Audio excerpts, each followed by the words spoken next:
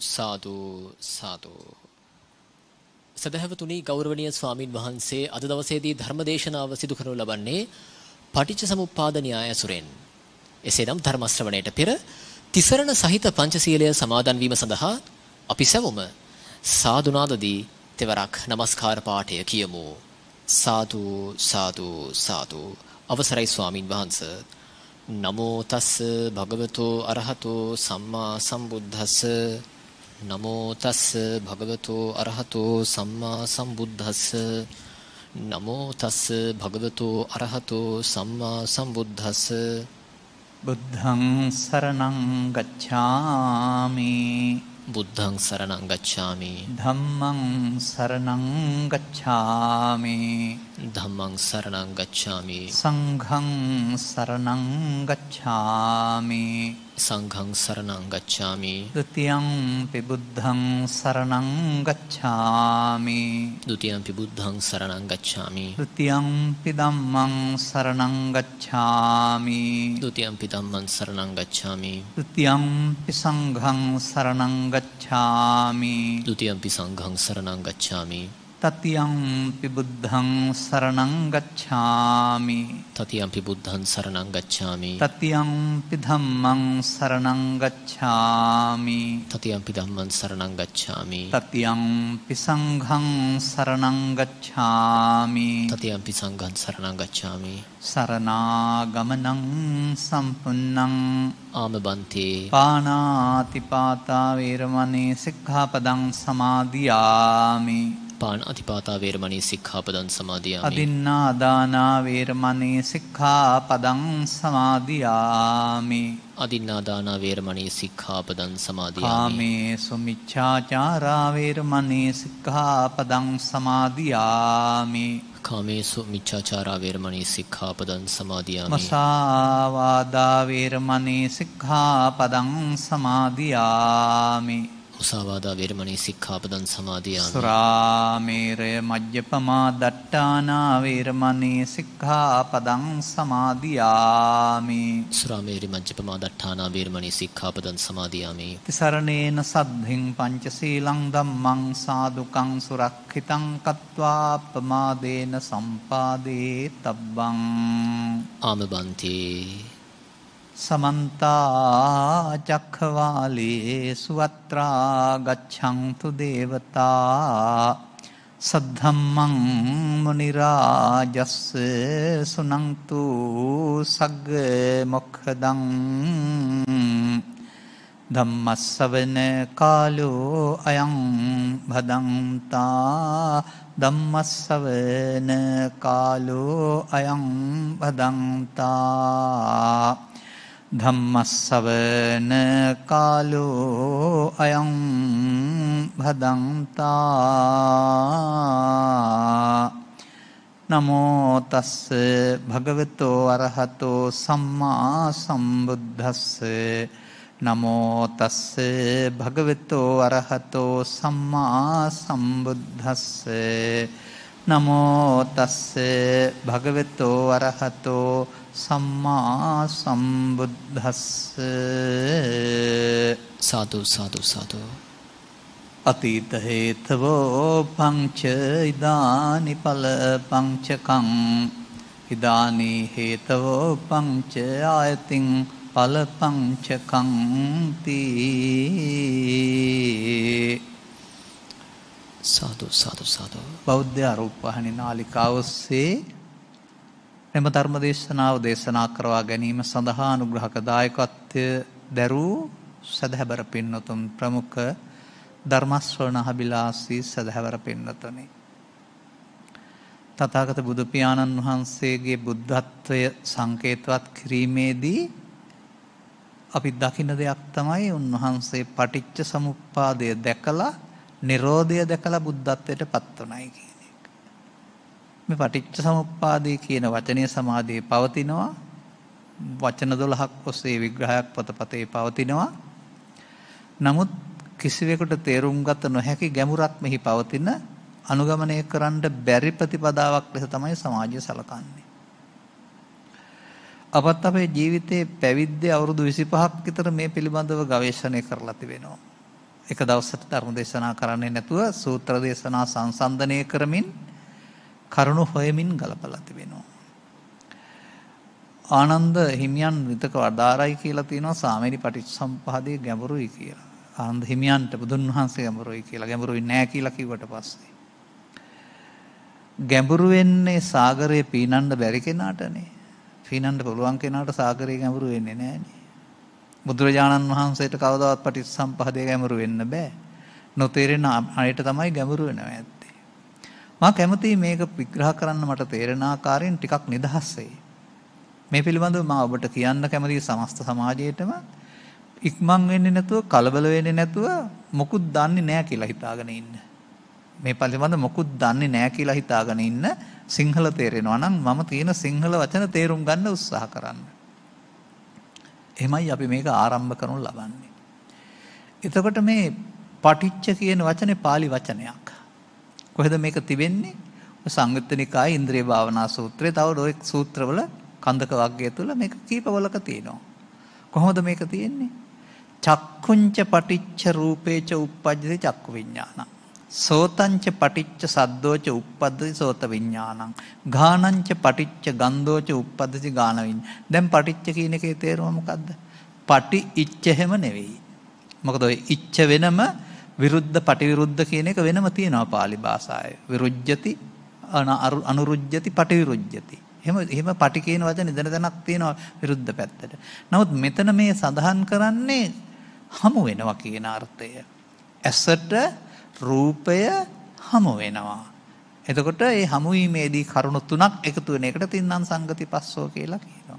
එහෙනම් මේ ඇසේ හමු වීමේදී, කනේ හමු වීමේදී, ඇසට රූපය හමු වීමේදී, කනට ශබ්දය හමු වීමේදී, නාසයට ගන්ධය හමු වීමේදී මෙසේ දොරවල් 6ටම පංචද්වාරයකට බාහිර අරමුණු සහ මනෝද්වාරයකට මනෝ අරමුණු හමු වීමේදී මේ පටිච්ච කියන සිද්ධිය සිදු වෙනවා. තව ටිකක් එහාට ගියාම ඉන්ද්‍රිය භාවනා සූත්‍රය කොහොමද පෙන්වන්නේ? ඒතං සංකතං ඕලාරිකං පටිච්ච සමුප්පන්නං අන්න වචනේ තියෙන තැන. දැන් මේක සිංහලෙන් තේරුම් ගන්න. අපම් බ්‍රහ්මසයක් කරගන්න නැතුව. එතකොට චක්කුංච පටිච්ච රූප චක්කුණා රූපං දිස්වා උප්පජ්ජති චක්කු විඥානං. ඇහැට රූපයක් දැක්කහම චක්කු විඥානය උපදිනවා. ඇස රූපය හඳුනන සිත. එය සංකතයි හෙවත් හේතු ප්‍රත්‍යයන්ගෙන් හටගන්න සලුයි. එය සාන්ත බවෙන් තොරයි හෙවත් රළුයි ගැඹුරුයි. එය හේතු ප්‍රත්‍යයන්ගේ සමவாயක්ය පටිච්ච සමුප්පන්නං. දැන් මෙතන හේතු හොයාගන්න. මේ ඇසේ කනේ නාසයේ දිවේ කයේ අරමුණක් හමු වීමේදී ජනිත වෙන එකතු වෙන හේතු කීපයක් තියෙනවානේ. ඒක හොයාගන්න. එකකින් පැහැදිලි කරන්නම් හයෙන්ම තේරුම් ගන්න ඕන කියලා තමයි මහා කච්චායන මහරහතන් වහන්සේ පැහැදිලි කරලා තිබෙන්නේ. හයම පැහැදිලි කරන්නට ගුවන් කාලයක් ලැබෙන්නේ නැහැ අපට. ඇසේ මියගිය පුද්ගලයෙකුට නැති අපට තියෙන දෙයට කියනවා ප්‍රසාදය කියලා. ඇසට නම් ඉදිරියේ ආලෝකයේ උදව්වෙන් ඉදිරියෙන් තිබෙනා වූ රූපයක සෙවණැල්ල වැටෙන්න ඕනේ. ඒකට ගෝචර රූපය කියලා කියනවා. ආලෝකයත් උදව් වෙනවා. ඒ විතරක් නෙමෙයි. මේක පැරණි හඳුනා ගැනීමේ සිහිපත් කිරීමේ හැකියාව නිසා මානසිකාරයත් උදව් වෙනවා. ඒ වගේම මෙතන චක්කු සම්පස්සය ස්පර්ශ වීම සිද්ධ වෙන්න වෙනවා. සැප හෝ දුක් හෝ උපේක්ෂා වේදනා පහළ වෙන්න වෙනවා. මේ ඔක්කොම තමයි පටිච්ච වෙන්නේ. එතකොට මේ එකවර නිසා මේකට සං කියනවා උත්පාද කියනවට හට ගන්නවට. පටිච්ච සං උත්පාද කියන්නේ ගැටීම නිසා එක්වර හට ගැනීම. මහ ලොකු දෙයක්ද මේක? එහෙනම් දැන් තේරෙනවද ඇසේ කනේ නාසයේ දිවේ කයේ සිතේ දොරවල් හයේ ඔබට අරමුණක් ස්පර්ශ වෙනකොට සිදුවෙන දෙයට පටිච්චසමුප්පාදය කියන්නේ කියලා. එහෙම බලන්න බෑනේ අපිට. ඇයි? අවිද්‍යාපත්‍ය සංඛාරා ඉස්සර ජීවිතේ. විඥානාරාම පුසලායත පස්ස වේදනා තණ්හා උපාදාන බව මේ ජීවිතේ. ජාති ජරා මරණ අනාගත ජීවිතේ. බලන්න මේක තුළ බුදුදහමට පහර වදින්නේ නැද්ද කියලා. මේ ආත්ම තුනක් සම්බන්ධ කරලානේ තියෙන්නේ. මේක බුදුන් වහන්සේ ආත්මයක් පෙන්වන්නේ අනාත්ම දර්ශනයක්. මේකේ පටිච්චසම්පාදයේ ක්‍රියාත්මක වෙන්න ඉස්සර ජීවිතෙත් ඕන, දැනුත් ඕන, අනාගත ජීවිතෙත් ඕන. ආත්ම තුනේ පටිච්චසම්පාදයක් නෙමේක තියෙන්නේ. මතක තබා ගන්න මහප්පදේශනා දේශනාවල බුදුරජාණන් වහන්සේ දේශනා කරපු නිදහසක් තියෙනවා. බුද්ධෝපදේශෝ සංඝෝපදේශෝ සම්බහුලත්තේරෝපදේශා ඒකත්තේරෝපදේශා. අපට අදට 2700කට පස්සේ අපට අත එනකොට බුදුන් කීවයි කියලා කියන්න පුළුවන්. ආර්ය මහා සංඝරත්නයේ වදාළයි කියලා කියන්න පුළුවන්. මහා සංඝරත්නයේ වදාළයි කියලා කියන්න පුළුවන්. එක හිණමකින් ගත්ත කියලා කියන්න පුළුවන්. එහෙම වදාළට පිළිගන්නේ නැතුව ප්‍රතික්ෂේප කරන්නේ නැතුව ධර්ම විනයට ගැලපෙනවා නම් පමණක් පිළිගන්න කියන නිදහස බුදුන් වහන්සේ දීලා තිබෙනවා. ඒ නිසා අපි බොහොම ආදරයෙන් ගෞරවයෙන් ධර්මයේ කෙරෙහි හොයන්න ඕනේ. කවුරුවත් කීවා කියලා පිළිගන්න කියලා නෑනේ. බැලුවම මේක අපි ළඟ සිදුවෙන දෙයක්, පොතේ තියෙන දෙයක් නෙමෙයි. නමුත් අපට එහෙම දකින්න බෑ. අපි මම එනවා, මම යනවා, මම කනවා, මම බොලුවා, මම මව කුසේ ඉඳලා මැරෙන්න කල් ජීවත් වෙනවා කියලා දකින්න ඇරුණාම මේ ඇස තුල, කන තුල, නාසය තුල, දිව තුල බෙදලා බලන්නේ නැහැ. ඊට පස්සේ මොකද්ද පෙන්වන්නේ? තණ්හා සූත්‍රයේ. තණ්හා සූත්‍රයේ පෙන්නනවා රූප තණ්හා, ශබ්ද තණ්හා, ගන්ධ තණ්හා, රස තණ්හා, පොට්ටබ්බ තණ්හා, ධම්ම තණ්හා. දැන් මේ ඇස නිසා පැත්තකින් තියමු අපි කන, නාසය, දිවකයට හමු වෙන අරමුණු වල ඇති වෙන තණ්හාව නේද තණ්හා කියන්නේ. ශබ්දයට, ගන්ධයට, රසයට. එහෙනම් රූප තණ්හා කියන්නේ ශරීරයට තියෙන සංහාවද? පඨවි ආපෝ තේජෝ වලට තියෙන තණ්හාවද? එහෙම නැත්නම් ඉදිරියෙන් තියෙන රූපයේ සෙවණැල්ල ඇසට පහළ වුණා මේ රූපය හතුරා මිත්‍රා කොට ගැනීමෙන් ඒකට ඇති වෙන ඇලීමද ගැටීමද? එතකොට තණ්හා හයකුත් හරිනේ. චයි මේ භික්ඛවේ තණ්හා කායෝ. එන් තණ්හා ජායති සෝකෝ තණ්හා ජායති භයන්නේ. දැන් මෙතන මේ ඇහැ තුල, කන තුල මේ සිදුවෙන පටිච්චසමුප්පාදය කියන්නේ වරදක්. අනුලෝම පටිච්චසමුප්පාදය කියන්නේ වරදක්.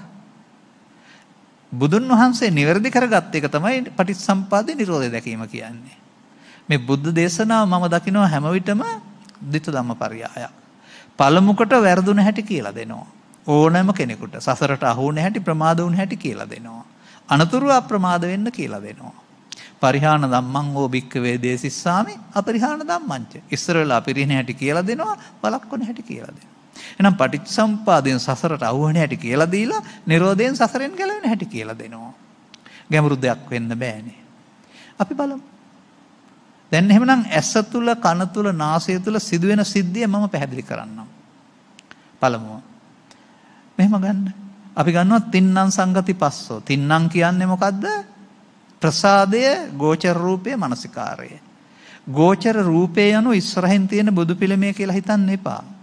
ඒකේ උදව්වෙන් ඇසේ පහළ වෙන රූපයයි ගෝචර රූපය. මොකද මේ අටවිසි රූපේ විග්‍රහ කිරීමේදී පඨවි ආපෝ තේජෝ වායු හතර සතර මහා භූත සහ ඒ නිසා ශරීරය තුළ පහළ වෙන රූප 24ක් තමයි උපාදාය රූප කියලා කියන්නේ. එහෙනම් ගෝචර රූප තියෙන්නත් ඕනේ. එහෙනම් ඇසේ කනේ නාසය අරනම එළිය නෙවෙයි. නමුත් අපි හිතන් ඉන්නවා ගෝචර රූපය කියලා කෙන ඉදිරියෙන් තියෙන කාර්යක හෝ අම්මා හෝ තාත්තා හෝ කියලා. ඒක කොහොමද උපාදාය රූපයක් වෙන්නේ? පඨවි ආපෝ තේජෝ වායු හතර නිසා ශරීරයේ ප්‍රසාද රූප පහකුයි ගෝචර රූප හතරකුයි හට ගන්නවා කියලානේ තියෙන්නේ. ගැඹුරින් හිතන්න. එතකොට ගෝචර රූපය පටිබිම්බයක්. ඉදිරියෙන් තියෙන බිම්බයක්, ඇසේ පහළ වෙන එක පටිබිම්බයක්. අන්න දැන් මේ තුන එකතු වෙනවට එකතු තැනට කියනවා පස්ස. ස්පර්ශ චෛසිකය. දැන් මොකද කරන්නේ? ඇසේ නම් රූපය විඳිනවා, කනේ නම් සද්දය විඳිනවා, නාසයෙන් නම් ගන්ධය විඳිනවා. පස්සපච්චය වේදනා. ස්පර්ශය ප්‍රත්‍ය වෙනවා විඳින්න. විඳින්න ගියාපුවම ඇලෙනවා, ගැටෙනවා. කැමති අකමැති පරිදි. එතකොට වේදනාවට ඇලෙනවට ගැටෙනවට කියනවා වේදනාපච්චය තණ්හා විඳීමට. දැන් ඔන්න වේදනාවෙන් එහා පැත්තට රතු ඉර පනින්න යන්නේ. තණ්හා වුණොත් උපාදාන හේවත් දැඩිව ගැනීමකට අහු වෙනවා. උපාදාන වුණොත් යලි හට ගැනීමට හේතුවක් වශයෙන් චිත්තාභ්‍යන්තරගත වෙනවට බව කියනවා. දැන් මේක වර්තමාන මොහොතේ අරමුණේ මුලා වීම තුළ තණ්හා උපාදාන බව මේකට තමයි අවිද්‍යා සංකාර කියන්නේ. තණ්හා උපාදාන බවම වරදක්, ඒක තමයි අවිද්‍යා සංකාර කියන්නේ. ඒ නිසා තණ්හා උපාදාන අවිද්‍යා සංකාර අතීත නෙවෙයි දැන් වෙන්නේ. දැන් ඇසෙන්, කනෙන්, නාසයෙන්, දිවෙන්, කයෙන්, සිතින් දරවල් පහෙන් මේ අරමුණු ගැනීමේදී මේ පෘථග්ජන පුද්ගලයා මේ කියන අරමුණේ මුලා වීම තුළ හතුරාකොට, මිතුරාකොට, හොඳ දෙයකට, නරක දෙයකට, ලාභයකට, අලාභයකට අල්ලා ගැනීමෙන් ඒ කෙරෙහි බැඳෙනවා. දැන් අවිද්‍යාව පත්‍ය සංඛාරා ඉස්සර ජීවිතේ නෙමෙයි දැන් නේද තියෙන්නේ. දැන් තියෙන නිසා දුරු කරන්නත් පුළුවන්. කවුරු හරි කියනවා නම් අතීත ජීවිතේට යන්න ඕනේ අවිද්‍යාව දුරු කරන්න කියලා ඒක වෙන්නේ නැති වැඩක්. අපිට අතීත ජීවිතේට මේ ජීවිතේ ඊයටවත් යන්න බෑනේ. කොහොමද මේක එහෙම ගැලපුණේ මම අහන්නේ. ඒ අතීත කියන පදේ සිංහල භාෂාවේ අතීතය කියලා ගන්න ඕන නෑ අපි. ඉස්සර ජීවිතයේ අතීතේ මේ ජීවිතේ වර්තමානයේ අනාගත ජීවිතේ එහෙම ගත්ත හැකි. නමුත් වර්තමාන මොහොතට පෙර කොටස අතීතේ නෙවෙයිද? වර්තමාන මොහොතට පසු කොටස අනාගතේ නෙවෙයිද? පච්චුප්පන්නංච යෝ ධම්මං කියන්නේ වර්තමානයේ නේද? ඒ ප්‍රත්‍යයන්ගෙන් හටගන්න යම් දහමක්. ඊට එහා පැත්ත ගත වෙලා මෙහා පැත්ත ඇවිදින්නේ නැහැ. එහෙමයි අපි මේ කාලය බලන්න ඕන. වර්තමාන මොහොත තුල ඇස තුල කන තුල ඇසෙන්නම් මේ රූපයට තණ්හා වෙලා රූප තණ්හා අවශේෂ වෙනවා. කනෙන් නම් ශබ්දයට තණ්හා වෙලා අවශේෂ වෙනවා. නාසයෙන් නම් ගන්ධයට එනම් දොරවල් හයෙන්ම තණ්හා උපාදාන බව විද්‍යා සංඛාරා. මේක අපි බණ තේරෙනකොට ළමා කාලේ පටන් අද දක්වා කරගෙන තියෙන දේ. දැන් මේක දැන් මම පෙන්වුවේ වර්තමාන හේතු කියලා. නමුත් මම ඔක දැන් අතීතයට ගෙනියනවා. මෙහෙම ගන්න. ඔබ අද තරහ වෙනවා කවුරුහත් එක්ක. තරහ වෙලා හෙට හොමුණ ගැටෙනවා. අද තරහ වෙලා තමයි කල්පනා කළේ මම මෙයාට හොඳ උගුලක් අටවන්නම්කො නැත්නම් මම මේකට එකට එක කරන්නම්කො කියලා. හෙට එළිය වැටුනහම මේක අතීතයේද අනාගතයේද? දැන් එන්නේ කොහෙන්ද? ඊයෙන් එන්නේ. ඊයේ තරහ වුණ එක දැන් අතීතේ නේද? දැන් ඔබට තේරෙනවද අනාගතයට තැබීමම පස්සේ එනකොට අතීතය කියලා? අන්න එහෙම සිවුම බලන්න තේරුම් කරගන්න. එහෙනම් අපි මේ අනාගතයට තබනවා කියන්නේ අපේ පිටිපස්සෙන් එන්න අතීතයක් හදනවා. එයා නෙවෙයිද අපට වද දෙන්නේ, පීඩන කරන්නේ. ඔය රාග දේශ මොහ කියන්නේ ඉදිරියට තියපු ආපහු ඇතුලින් ඇවිදින් අපට වද දෙන එක නේද? පීඩණය නේද? තරහ වුණාද? ඉවර කරන්න බැරි වුණා. මොකද හෙට වෙලාවක් එනකල් කියන අදහසින් තබන්නේ. ආන්න එක ඉදිරියට තැබුවා. ඒ ඉදිරියට තැබුප එක ආය ගැටෙනකොට හැට අතීතයෙන් එනවා. අන්න එහෙමයි වෙන්නේ. එහෙමයි මේ ගැටෙනකොට තමන් ගාවට එන්නේ තමන් තියපු එක. ඒ නිසා දැන් අනිත් පැත්ත හරවන්න. කොහොමද අනිත් පැත්ත හරවන්නේ? අවිද්‍යා සංකාර තණ්හා උපාදාන භව වර්තමාන අරමුණේ මුලා වෙනකොට තැබුවා දැන්. දැන් ආපහු ගැටෙනකොට දැන් මෙතන තණ්හා උපාදාන භව විද්‍යා සංකාරා කළා. අරමුණේ මුලා වෙයි. අතීතෙන් එනකොට මේක තමයි කියන්නේ අවිද්‍යා සංකාර තණ්හා උපාදාන භව.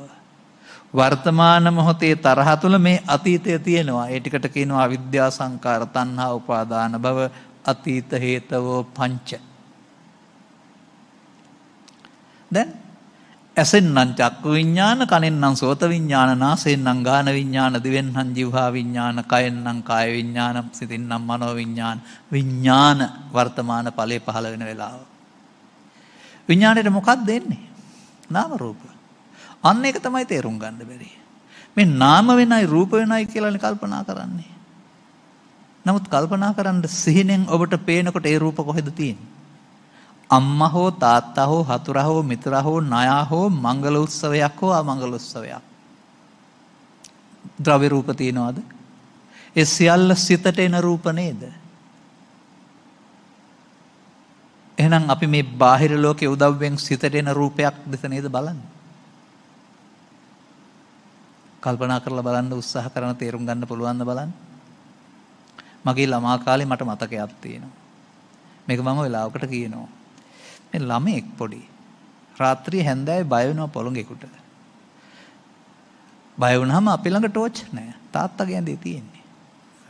තාත්තගේ ඇඳ ළඟට ගිහින් ටෝච් එකක් තරැවිදින් මම එළිය කරලා බලනවා මේ පොළොංගක මම දැක්කා පුල්ලිත් දැක්කා ඇඟ හිරි වැටලා ගියා බය වුණා. දැන් බලපුවාම ටෝච් එකෙන් එතන මම්ම සෙල්ලම් කරන්න ගත්ත කොහුලනුවක් රවුම් කරලා මේ තියෙන්නේ. ඇයි මට කොහොලනුව පෙනුනේ නැත්තේ ඉස්සර වෙලා? මගේ සැකයට බයට ගැලපෙන විදිහට මේක උදව්වෙන් පොළඟගේ සිතුවිල්ල සිතට ආපු නිසා මම දැක්කේ මගේ හිතේ ඉන්න පොළඟ. ඒක ද්‍රව්‍යද? ඒක නාම රූපයක් නෙවෙයිද? මෙන්න මේ විදිහට මේ ලෝකේ ඉන්න අය තේරුම් ගන්න ඕනේ දකින්නේ ලෝකය නෙමෙයි තමන්ගේ සිතේ එන දේ කියලා. එහෙනම් සලායතනෙන්ම එන්න පුළුවන් නාම රූප. නමුත් නාම රූප කොහෙන්ද? Taman ප්‍රසාදයන්ට ගෝචර රූප වලින් අරගෙන හදාගත්ත නිසා මනෝද්වාරය මේවා තියෙන්නේ. පංචද්වාරය ආශ්‍රයෙන් මනෝද්වාරයක් හදාගත්ත නිසා තමයි අපිට නිින්දක් තියෙන්නේ සහ ගැලවීමක් නැති ලෝකයක් තියෙන්නේ. පස්දොර වහගෙන නිදා ගන්න බැරි අපිට බෑ. මේ අවුල් ටික සේරම ඇවිදින් කොට්ටේ උඩ ඉන්න දෙන්නේ නැහැ. රැය වෙනකන් ඇතුමේ ගැටුමක්. දැන් කායකද මේ ගැටෙන්නේ? කවුරු හරි ඉන්නවද? ඔබයි හතුරයි ඔබයි මිතුරයි ඔබයි ඇලීමයි ඔබයි ගැටීමයි ඔක්කොම සිතුවිලි කියලා තේරෙන්නේ නැද්ද? දෙවන්නේක් ඉන්නවද මේකේ? නමුත් බුදුන් වහන්සේ වදාළනවා දෙවන්නා කියලා. අන්නේ දෙවන්නත් එක්ක තමයි මේ ගැටුම තියෙන්නේ. එහෙනම් සලායතන ආයතන 6න් එකකට ස්පර්ශ වුණාම වර්තමානයේ අපට අඳුනගන්න විඳින්න ඕනේ. සලායතන පස්ස වේදනා. එතනින් නතර වෙන්න බෑ අපට. දැන් ප්‍රසාදයන්ට ගැටීමේදී චක්කු විඤ්ඤාණ, සෝත විඤ්ඤාණ, ගාන විඤ්ඤාණ ඔස්සේ විඤ්ඤාණ නාම රූප සලආයතන පස්ස වේදනා හටගන්න එක වර්තමාන ඵලය. ඒකේ ඊර්ෂ්‍යාවක් ක්‍රෝධයක් වෛරයක් පරිගැනීමක් හටගන්න එක මින් පෙර තියපු අවිද්‍යා සංකාර තණ්හා උපාදාන කිය අතීත හේතු ටික. මේක දෙකක බලන්න එපා. එතනම තියෙනවා මේක. දැන් පෘථග්ජන පුද්ගලයාට මොකද වෙන්නේ? ආයත් සරයක් මම මේක ලේසියෙන් අරින්නේ නැහැ. නැත්නම් මේකත් එක්ක ඇලෙනවා ගැටෙනවා. දැන් ආයෙත් මොකද වෙන්නේ? පස්ස වේදනා නම් වේදනාවට තණ්හා කරනවා. තණ්හා වුණොත් උපාදාන වෙනවා. උපාදාන වුණොත් භව වෙනවා. තණ්හා උපාදාන භව වීමට අනාගතයට හේතු ලැබුවයි කියනවා. වර්තමාන හේතු අනාගත ඵලයකට හේතු ලැබුවයි කියලා කියනවා. දැන් බලන්න මොකද්ද මේ කරන්නේ කියලා. අරමුණ තුල අතීත හේතු පහක් නිසා වර්තමාන ඵල පහ හට ගන්නවා. අපි මුලා වෙනවයි කියන්නේ අනාගතයේ ඵල උපදින්න තව පහක් තියලා ඉවර කරනවා. ඉතින් මේක තමයි බුදුන් වහන්සේ ඇස තුල, කන තුල, නාසය තුල, දිව තුල, කය තුල, පව තුල, පින තුල, ධානය තුල ඕන එකක් තුල ගත හැකි. මේ අරමුණේ ඇලීම තුල අනාගතයක් හදන අනුලෝම පටිච්චසම්පාදයේ දේශනා කළේ ඇහැ තුල, කන තුල, නාසය තුල, දිව තුල, අරමුණක් තුල විනා ආත්ම තුනක් තුල නෙවෙයි.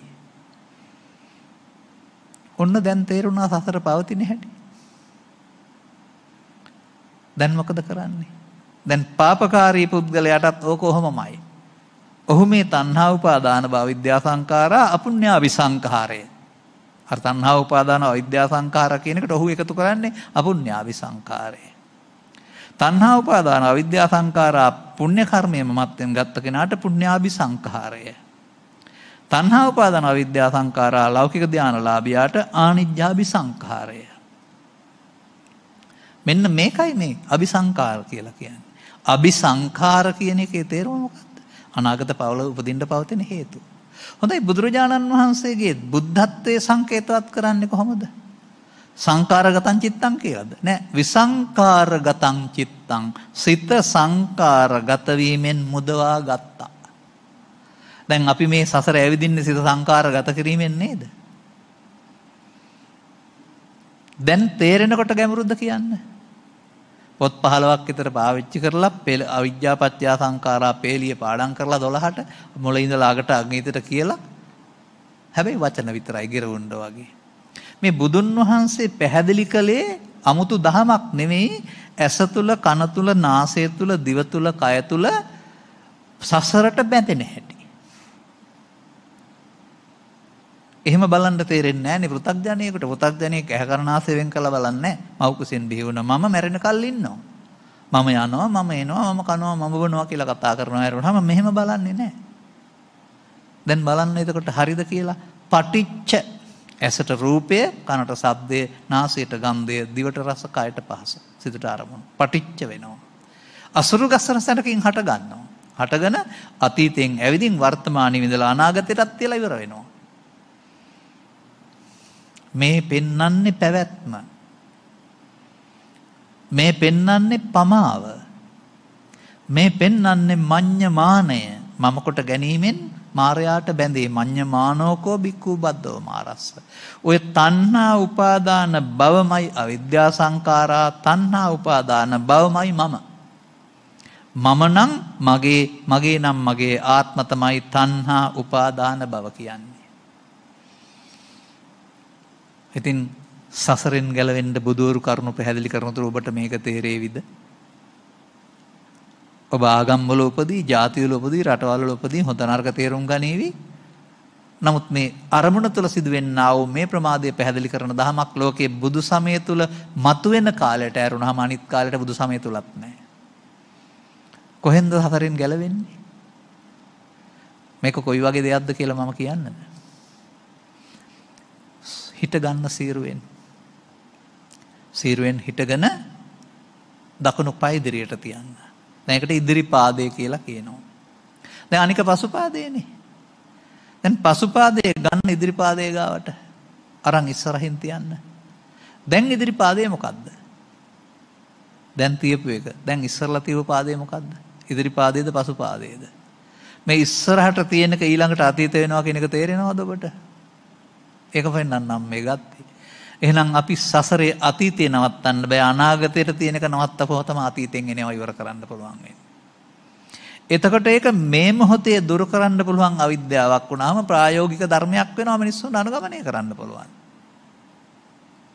අර අතීත හේතු කියලා කතා කරලා ඒක ඉස්සර ජීවිතේට දාපුවම කවදාවත් සංසාරේ ඉස්සර ජීවිතේට ගිහින් මේ අවිද්‍යාව දුරු කරන්න අපට බෑ. අවිද්‍යාව කියන තැන අවිද්‍යාව වචනේ නොදන්නකම කිව්වට අවිද්‍යාව තියෙන තැන පිළිබඳ අවබෝධයක් බොහෝ දෙනාට නැහැ.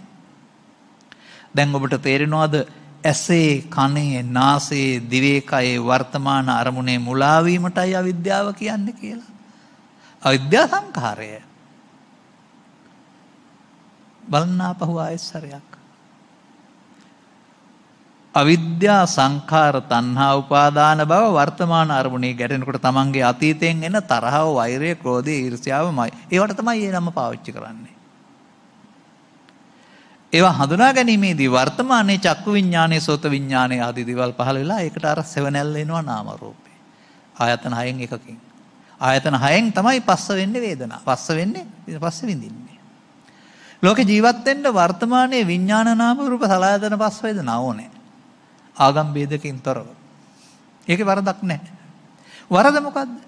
එතනින් එහා පැත්තට රතුරේ පයින් එක. ඒ සලආයතන පස්ස වේදනා, වේදනාවට තණ්හා කිරීමෙන් මම හැදෙනවා. තණ්හා කිරීමෙන් උපාදාන වෙනවා, උපාදාන වීමෙන් භව වෙනවා. මේ අවිද්‍යා සංකාරය. මේකටයි අවිද්‍යා පත්‍ය සංකාරා කියන්නේ. එහෙනම් අපි පැවැත්නේ වහල්ලු නේද? පෘථග්ජනින් වශයෙන් ඉන්න තාක්කල් පව තුල, පින තුල, ධානය තුල පැවැත්නේ වහල්ලු නේද අපි? කෝ අපට බුද්ධං සරණං ගච්ඡාමි, කෝ අපට ධම්මං සරණං ගච්ඡාමි, කෝ අපට සම්මං සරණං ගච්ඡාමි. නාමිකව කියනවා විතරයි නේද? එනිසා මේක ගැඹුරු නෑ. හොයාගත්තම මම කිය මට අවුරුදු 25ක් විතර ගියාවක තේරුම් ගන්න කියලා මහානකමේ. අද මම ඕක ගැඹුරට ලේසි, බොහොම ලේසියෙන් කියන්නේ. ඒකයි මම කිව්වේ මොකුත් දන්නේ නැත්නම් ඔබ හරි ලේසි මේක. මොකද ඔබේ ඇස තුල, කන තුල, නාසය තුල සිදුවෙන දේනේ මේ කියන්නේ. දැන් අවිද්‍යා පත්‍ය සංඛාරා වලට කවුරු හරි කියනවාද කුසලයේ කියලා? කවුරුත් කියන්නේ නැහැ නේද? අවිද්‍යා පත්‍ය සංඛාරා පාපය. දැන් දැක්කද බුදු සමයේ පාපය? මොකද්ද බුදුරජාණන් වහන්සේ දේශනා සූත්‍රය තුල දේශනා කරලා තියෙන්නේ? තථාගතෝ භික්ඛවේ අරහං සම්මා සම්බුද්ධෝ දේ ධම්ම දේශනා පරියායන භවಂತಿ. මිනිස්සුන්ට බුදුන් වහන්සේ අරුත් වශයෙන් ධර්ම න්‍යාය දෙකයි දේශනා කරලා තියෙන්නේ. කතමහා නිදේ මොනවාද දෙක? එක පාපම් පාපකතෝ පස්සතාති. බුදුන් වහන්සේ වදාළ පරිදි පාපයේ වශයෙන් දකින්න. අපි දන්න පුංචි පාපේ නෙමෙයි. දැක්ක කෙනාට පාපම් පාපකතෝ දිස්සා, පාපේ ලාමක වශයෙන් දැක්කනම් තත්ත එයින් හි නොයලෙන්න විරජ්‍යත, මිදෙන්න විමුච්ඡත, කලකිරෙන්න නිබ්බින්දත. නොයලෙන්න, මිදෙන්න, කලකිරෙන්න පාපයෙන්. මෙච්චරයි බුදුදහම ඔක්කොම. දැන් පාපය සතුන් මැරීමද? මම කිව්වොත් උපාදානයේ පාපයයි කියලා. ඇයි මම එහෙම කියන්නේ? ස උපාදානස්සකෝ අහං වච්ච උත්පත්තිං පඤ්ඤාපේමිනෝ අනුපාදානස්ස. බුදුන් වහන්සේ වච්චගොත්තට වදාරනවා. වච්චගොත්ත පිරිවැජියේ මම මේ සත්වයාට උත්පත්ති පනවන්නේ උපාදාන සහිත බැවින්. එනම් පවේ උපාදානයේ කාමදුගතියත්, පිනේ උපාදානයේ කාමසුගතියත්, ධානයේ උපාදානයේ රූපී අරූපී භවයත් හදනවා නම් උපාදානයේ සංසාරයේ පාපය නෙවෙයිද? එහෙම අලුතෙන් හිතන්න ඉගෙන ගන්න. ආරි සත්‍ය පාපය. දැන් මේ පාපයෙන් මිදීම නේද කරන්න ඕන. උපාදානෙන් මිදීම ඒක පින නෙමෙයි කුසලයේ ඊට පස්සේ. දැන් ඇස තුල තියෙනව නේද පමාව? කන තුල තියෙනව නේද පමාව? නාසය තුල තියෙනව නේද පමාව? මොකද මේකට කියන්නේ? පමා වූයේ මිනිසා. පමාද විහාරී. දැන් පමාද විහාරී වෙන්න බුදුහාමුදුරුවෝ ඕන නැහැ. සංසාරේ ඔක්කොම පමාද විහාරී. නමුත් බුදුරජාණන් වහන්සේගේ සියුම් ධහම තේරුණොත් ඔහුට අප්‍රමාද විහාරී වෙන්න පුළුවන්. ඔය ඇස තුලම කන තුලම නාසය තුලම දිව තුලම ඉන්ද්‍රියා භාවනා සූත්‍රය එහෙම නැද්ද? සංයුත්ත නිකායේ අග තියෙනවා ඉන්ද්‍රිය භාවනා සූත්‍රය කියලා එකක්. ඒක තියෙනවාද ඇහැ පියාන කන පියාන මුහුණ නොදී භාවනා කරන්න කියලා? නෑ. චක්කුණ රූපං දිස්සා සෝතේන සද්දං සුත්තා ගානේන ගන්ධං ගායිත්වා දොරවල් හයෙන්ම ඉන්ද්‍රිය භාවනා කරන්න කියලා තියෙනවා. දැන් මේ අනාගත සසර හදන එක පැවැත්මයි. ඒක දැන් මේ මොහොතේ සලායතන පස්ස වේදනාවෙන් නවත්තන්න බැරුව තණ්හා උපාදාන භව කිරීම අනාගත ඵලයක් උපදින වර්තමාන හේතු තැබීමයි. මෙනිසයි සසර හැදෙන්නේ. වර්තමාන හේතු තබන නිසා තමයි අනාගත පුනර්භවයක් සසරක් හැදෙන්නේ. මෙලෝ වශයෙන් ප්‍රවෘත්ති විපාක, පරලෝ වශයෙන් ප්‍රතිසන්දි විපාක. දැන් නවත්තන්න නම් මොකද කරන්න ඕනේ? වර්තමාන හේතු නොතබා අවසන් කළ හැකි නම් දැන් පටිච්චසමුප්පාදය දැක්කනම් දැන් නිරෝධය දකින්න ඕන නේද? බලමු අපි. අපි බලමු තවත් පෙළක් අරගෙන. එතකොට ලේසි වෙනවා. ඔකට අදාළ තව සූත්‍ර පෙළක් තියෙනවා. ඔය වගේම. දැන් ඔය පැහැදිලි කරන කාරණා තියෙනවා. දුක්ඛස්ස භික්ඛවේ සමුදයංච අත්තගමංච දේසිස්සාමි. දුකේ හට ගැනීමත් නිරෝධයත් දේශනා කරමි. ඒක කොහොමද පෙන්වන්නේ? සමුදයංච පෙන්වනවා අත්තගමංච පේනනවා. කොහොමද පෙන්වන්නේ? අර වගේම ඇස තුල කන තුල නාසය තුල පෙන්නනවා චක්කුංච පටිච්ච රූපේච උප්පජ්ජේ චක්කු විඥානං තින්නම් සංගති පස්සෝ. පස්සපච්චා වේදනා වේදනා පච්චා තණ්හා තණ්හා පච්චා උපාදාන උපාදාන පච්චා භව භව පච්චා ජාති ජරා මරණ. ඔන්න දුක්ඛ සමුදය මාර්ගය. දුක හට ගන්නා මාර්ගය. දැන් නිරෝධය මාර්ගයත් මේක අනිත් පැත්තට පෙන්නනවා. අන්න අපි කරන්න ඕන භාවනාව නැත්නම් මේ මොහොතේ සතිමත් වෙන්න ඕන කාරණාව. මේ වැරද්ද කරන්න නෙමෙයි මේක නොකර ඉන්න සතිමත් වෙන්න වෙනවා. ඔන්න ඕක තේරුම් අරගෙන බුදුදහමේ සතිය තේරුම් ගත්තොත් ඔබට සතිය වඩන්න පුළුවන් වෙයි. එහෙම නැතුව සමාජයේ ජීවත් වෙලා ඉඳගෙන පිහිය තියාපු තැන මාගල තියාපු තැන උපකරණ තියපු තැන ඇඳුම් තියාපු තැන මතක් කරගන්න එක සතිය කියලා කිව්වොත් හරි. ඇඟිලි දිගාරිනකොට අකුලනකොට කකුල දිගාරිනකොට ඒක දිහාට බලන එක සතිය කියලා කිව්වොත් හරි මට නම් ඒක ආර්ය සත්‍ය සත්‍යයක් කියලා තේරෙන්නේ නැහැ. ඒකට මම කියන්නේ සම්මා සති කියලා නෙමෙයි මුට්ට සති කියලා. ත්‍රිපිටකයේ වචනයක් තියෙනවා එහෙම. මෝඩ සතියක් මේක. නමුත් මෙන්න මේ වරද සිදු නොවෙන්න සතිමත් වෙන්න වෙනවා. බලමු. තින්නම් සංගති පස්සෝ පස්සපච්චා වේදනා වේදනා පච්චා තණ්හා උතනින් නතර වෙනවා. ඒ පෙළ තස්සා ඒව තණ්හාය. ඇසේනම් රූප තණ්හාව, කනේනම් ශබ්ද තණ්හාව, නාසේනම් ගන්ධ තණ්හාව, දිවේනම් රස තණ්හාව ඕන එකක්. උපාදාන භවෙන්ට නොදෙනවට කියනවා අශේෂ විරාග නිරෝධෝ. ශේෂ වෙන්න නොදී ඒකෙහි පවතින ඇල්ම අතහරිනවා නම් තණ්හා නිරෝධයෙන් උපාදාන නිරෝධෝ, උපාදාන නිරෝධයෙන් භව නිරෝධෝ. දැන් තණ්හා උපාදාන භව වරහන් ඇතුලේ අවිද්‍යා සංඛාරා නම් තණ්හා නැත්නම් උපාදාන නැත්නම් භව නැත්නම් එතනින් එහාට තියෙන වචනේ මොකද්ද? විද්‍යා විමුක්ති. ඔය මොහොතක් පාසා බුදුරජාණන් වහන්සේ දකින්න හැටි සහ විද්‍යා විමුක්තියටපත් වෙන පටිච්චසමුප්පාද නිරෝධ මාර්ගයට දැන් මම මේක ගලපනවා. ඔය ඒක වෙන තැනකින් පෙන්නුවේ. දැන් පේනවාද අරමුණ තුල අපිට පමාව සිදු වෙනවා අපේ වැරද්දක් නිසා. අපි අරමුණ මමත්වෙන් ගත්තොත් ලෝභ දේශ මොහ වශයෙන් ගත්තොත් අරමුණ මමත්වෙන් අරගෙන සසරට බැඳෙනවා. ඒ නිසා ඒකට තථාගතයන් වහන්සේ සංයුත්ත නිකායේ මඤ්ඤමාන සූත්‍රයේ වදාරනවා මඤ්ඤමානෝකෝ බික්ඛු බද්දෝ මාරස්ස. මමත්වෙන් ගන්නේ නම් ඔබ හැම විටම මායයට බැඳෙනවා. හැබැයි මමත්වයෙන් ගන්න නැත්නම් අමඤ්ඤමානෝ. අන්නේ නොගැනීම කරන්න ඕන අතීතේ නෙමෙයි, අනාගතේ නෙමෙයි. පච්චුප්පන්නංච යෝ ධම්මං තත්ත තත්ත විපස්සති බද්දේ කරත්ත සූත්‍රවල එහෙම නැද්ද? ඇසෙන් කනෙන් නාසයෙන් උපදින දෙයට කියනවා ප්‍රත්‍යයෙන් උපදින යම් දහමක්. ඔය පච්චුප්පන්න කියන එකේ තේරුම අර ප්‍රසාදයේ ගෝචර රූපේ ආලෝකයේ මනසිකාරයේ චක්කු සම්පස්සේ චක්කු ඒ තමයි ප්‍රත්‍ය. එවැනි යම් දහමක් හිතේ උපදින්න. ඒක මමද මගේද මගේ ආත්මයද එහෙනම් මායාවේ පාරේ. එතන විදර්ශනා කරන්න විපස්සති. අන්න එතකොට මොකද වෙන්නේ? අතීත හේතු නිසා වර්තමාන ඵල හට ගනී. වර්තමාන හේතු නොතැබුවොත් අනාගතයක් තියෙයිද? කුරුල්ලා බිත්තර දැම්මොත් ඊළඟ પરම්පරාව හැදෙයි. බිත්තර දැම්මේ නැත්නම් ගොයන්ගස පැසිලා බීජ හැදුනොත් ඊළඟ પરම්පරාවක් හැදෙයි. පැසුනේ නැත්නම් සසර කෙලවර කරන්න කොතනද තියෙන්නේ කියලා තේරෙනවද?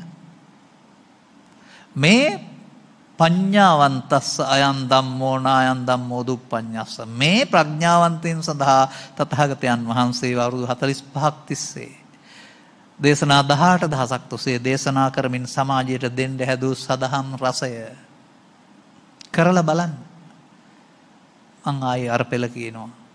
අතීත හේතු පහක් අවිද්‍යා සංකාර තණ්හා උපාදාන බව මින් පෙර තියපු එක එනවා. තරහ එනකොට, ලෝභය උපදිනකොට, ද්වේෂය උපදිනකොට, ඊර්ෂ්‍යාව උපදිනකොට අර පහ එකේ තියෙනවා. දැන් වර්තමානයේ චක්කු විඥාන, සෝත විඥාන ඔස්සේ විඥාන නාප සලආයතන වස්ස වේදනා වර්තමානයේ සිදුවීම අඳුන ගන්න ඕනේ. එතනින් නතර වෙන්නේ අපි වර්තමාන හේතු තැබීම අනාගත ඵලයට අපි කරන වරද පමාවයි. තණ්හා උපාදාන බව අවිද්‍යා සංකාර.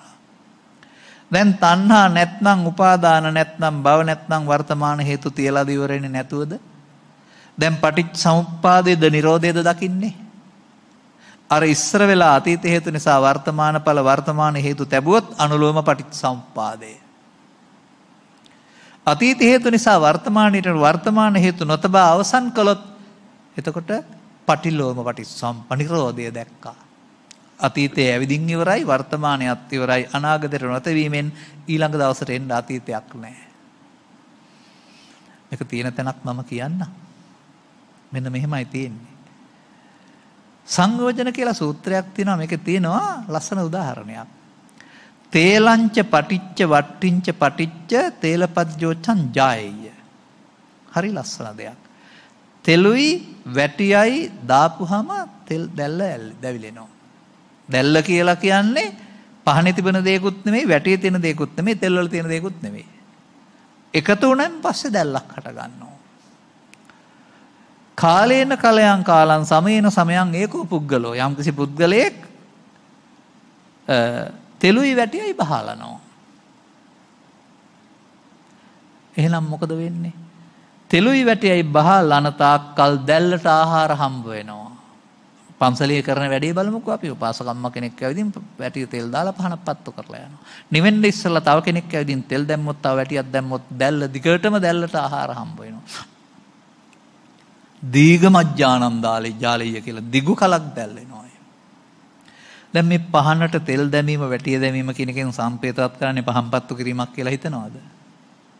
නෑ. ඔබ වර්තමාන හේතු තැබීම තමයි මේ පහනට තෙලුයි වැටියයි දානවායි කියලා කියන්නේ.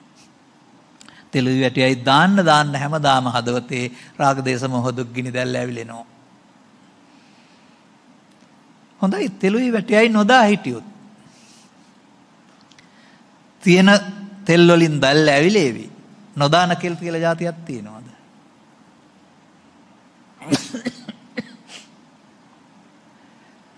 පහනේ තිබෙන තෙල් ඇතිතුරු පහන දැල් වේවි. නමුත් මේ පැත්තෙන් අලුතෙන් එකතු කරන්නේ නැත්නම් පහන නිවෙන්න ඕන නේද දැන්? අතීතයේ ඉස් වෙනකොට අතීතයට ගන්න අනාගතයට තියන්නේ නැත්නම් ඊට පස්සේ සසරේ ඇවිදින්න ඉන්නේ කවුද? එහෙමයි දුක් ගින්න නිමා වෙන්නේ. එනිසා බුදුරජාණන් වහන්සේ මේ සූත්‍රයේ පෙන්නනවා දාපු තෙල් වලින් ඇවිලෙයි ආයෙ තෙලුයි වැටයයි දාන්න එපා. ආයෙ තෙලුයි වැටයයි දාන්න එපා කියන වචනෙන් පෙන්වන්නේ වර්තමාන මොහොතේ තණ්හා උපාදානව විද්‍යා සංකාර කරන්න එපා කියන එක. ඔන්න නොපමාව, අන්න පමාව බුදු සමේ දැන් ගලප ගන්නකෝ. අපමාදෝ අමත පදම් පමාදෝ මච්චුනෝ පදම් වලට ගලප ගන්නකො දැන්. පමාදය මරණයට මගයි. හොඳයි සසර හේතු තැබුවොත් පවෙන් මැරෙන්නේ නැද්ද? පිනෙන් මැරෙන්නේ නැද්ද? ධානලාභීන් මැරෙන්නේ නැද්ද? ඔක්කොම කාලක්‍රියා කරනවා. නමුත් මේ හේතු තැබුවේ නැත්නම් අපමත්තා නමී යන්ති. දැන් උත්පත්ති පනවන්නේ උපාදාන සහිත කෙනාට. උපාදාන නැති වුනහම උත්පත්ති නෑ නේද? මේ උපාදාන වීම වර්තමානයේ උපාදාන වීමෙන් මිදෙන්න නේද තියෙන්නේ? අපි කොහෙද ඉන්නේ? අපි අතීත ජීවිතේ ඉලා ඒක මිදෙන්න හදනවා. මේකට කාලයක් නෑ. වර්තමාන අරමුණ තුළ සිදු වෙන්නේ. වර්තමාන අරමුණ තුළ මේ වරද නොකර ඉන්න කොට අපිට මොකද කරන්න පුළුවන්? පටිච්චසමුප්පාදේ නිරෝධය දකින්න පුළුවන්. නිරෝධය කියන්නේ තණ්හා උපාදාන බව නොවි අවසන් වෙනවට නිරෝධය කියනවා. දැන් තණ්හා උපාදාන වෙනවා නම් අවිද්‍යා සංකාර, තණ්හා උපාදානව නොවෙනවා නම් විද්‍යා විමුක්ති.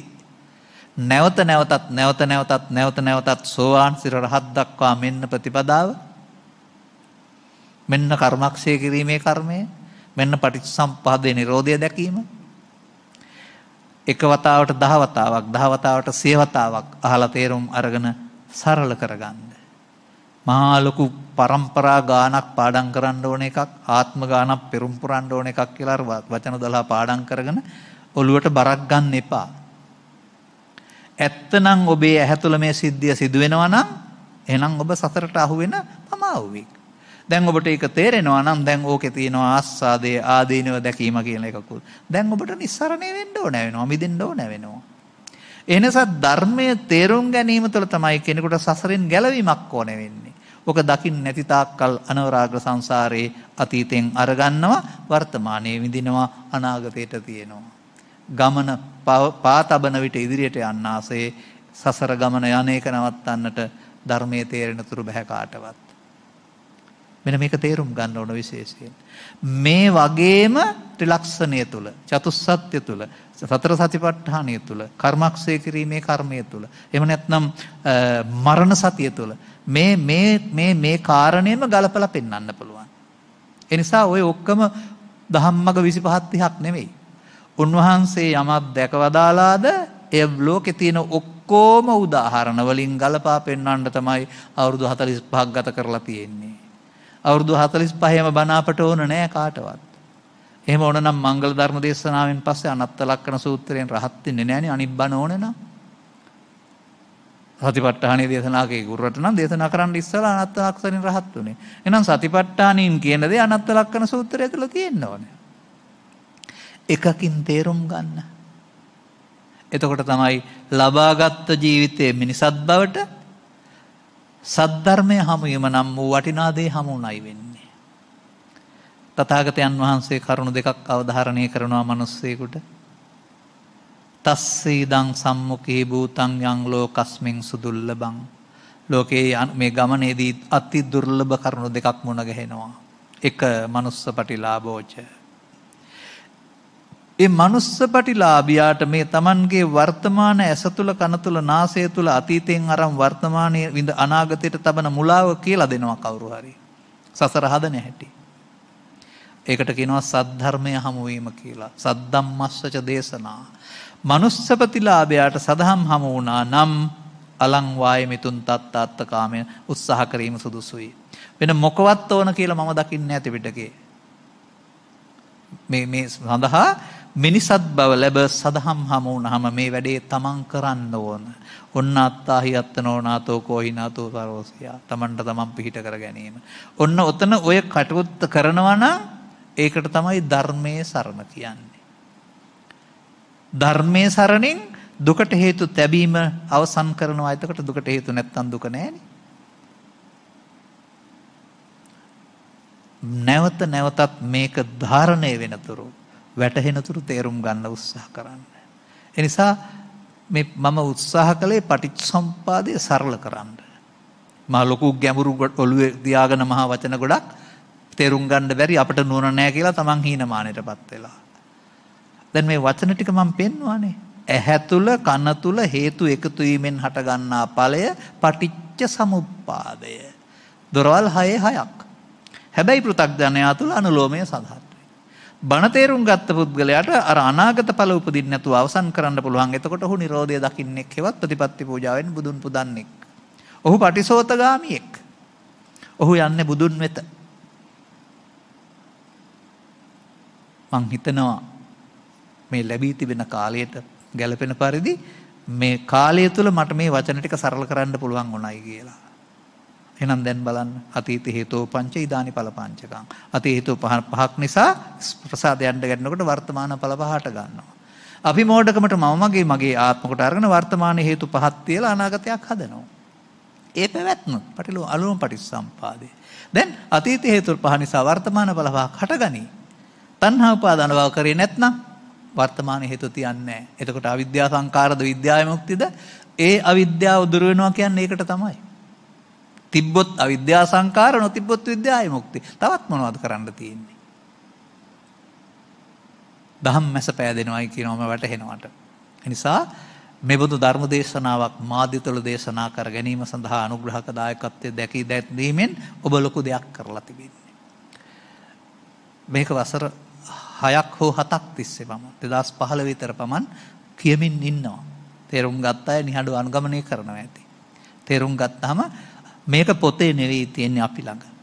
අනුගමනීය ප්‍රතිපදාවකට යන්න ඕන කියලා මම හැමවිටම පෙන්වන්නේ ඒකයි. සසරේ අපි අපාය ගියේ, දිව්‍ය ලෝකෙ ගියේ, බ්‍රහ්ම ලෝකෙ ගියේ පමාද ප්‍රතිපදාව තුල. ඒක ඔක්කොම පමාවක්. මිනිසුන්ට පමණයි තේරුම් අරගෙන මේ මොහොතේ මේ නොපමා ප්‍රතිපදාව අනුගමනය කරන්න පුළුවන් කමක් තිබෙන්නේ. වර්තමානයේ යුගයේ උපන් ධර්මයේ හොයාගෙන ආපු හැම දිනාටම ධම්මස පාදා ගැනීමට මෙම කරුණු පැහැදිලි කිරීම උපනිස්සේවා හේතු ආසනා වේවායි කියන සුභාශිංසනයේ ප්‍රාර්ථනා කරමින් මම ධර්මානුශාසනාව මෙතකින් අවසන් කරනු ලබනවා.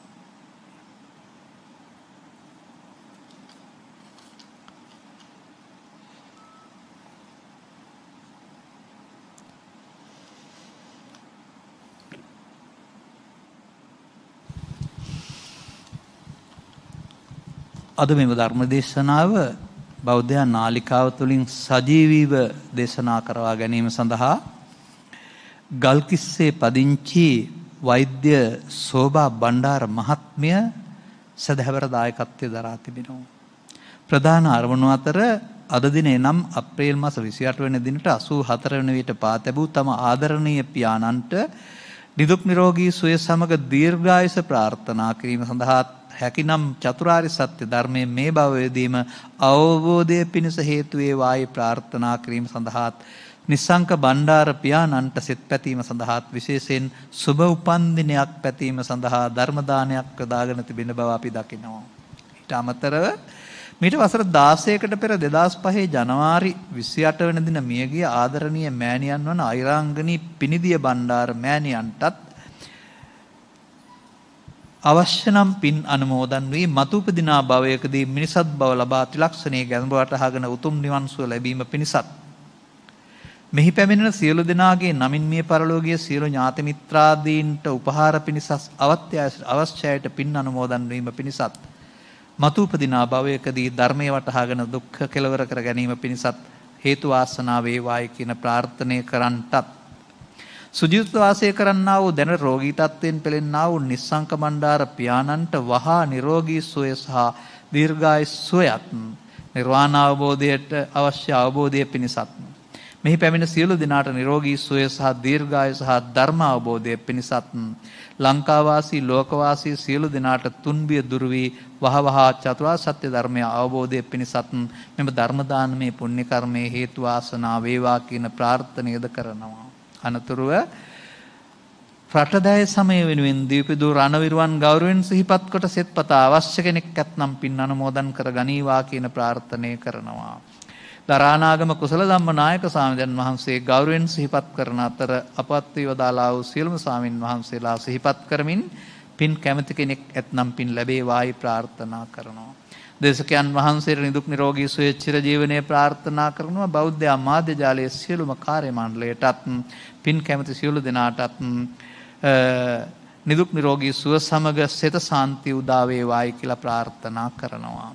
ධර්ම දේශනා කරවා ගැනීමෙන් ධර්ම ශ්‍රවණයෙන් ධර්ම දානයෙන් සහ දහම් පඬු පූජා කිරීමෙන් ජනිත කරගත්තා වූ ආනිසංසයන් මත පිහිටා 84 වන ජන්මදිනය සමරන්නා වූ ආදරණීය පියාණන්ට නිදුක් නිරෝගී සුවපත් දීර්ඝායු සම්පන්න සුබ උපන් දිනයක් වේවායි අපද ප්‍රාර්ථනා කරනවා. මම මෙහෙමත් කියනවා. සබ්බීතියෝ වජ්ජන්තු සබ්බ රෝගෝ විනස්සතු මාතේ බවත් අන්තරායෝ සුඛී දීඝායුකෝ භව. පරලෝසපත්වන්ට එදනා වූ සියලු ඥාති වර්ගයා ගෞරවයෙන් සිහිපත් කරමු. ඔවුන් අතර ඔවුන්ට උපහාරයක් වේවා. පින් මද කෙනෙක් ඇතනම් පින් ලබත්වා, දුකටපත් කෙනෙක් ඇතනම් දුකෙන් අත මිදේවා.